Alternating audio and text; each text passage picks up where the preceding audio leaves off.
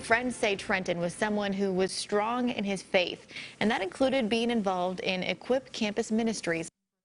KELOLAND's Sarah McDonald spoke with those involved in the ministry about how they're honoring Trenton's memory. Sarah?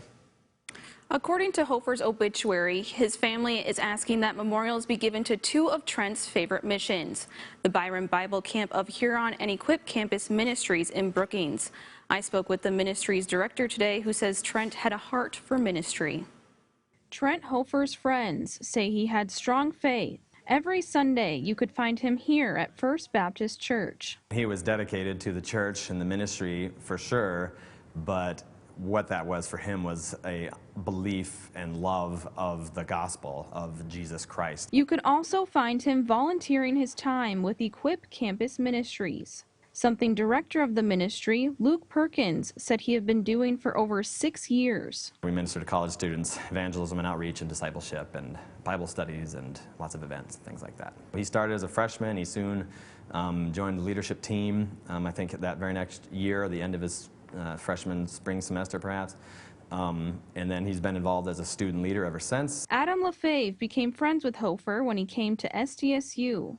Just a goofy dude that always out there and establishing and growing relationships, but then also, just sometimes flipping a switch and getting into the meaty things of life and even eternal life. Hoped in the gospel and had a really solid anchor in Christ's forgiveness of sins. These friends both agree Hofer made an impact on many people's lives. Was friends with everyone, and everyone loved Trent.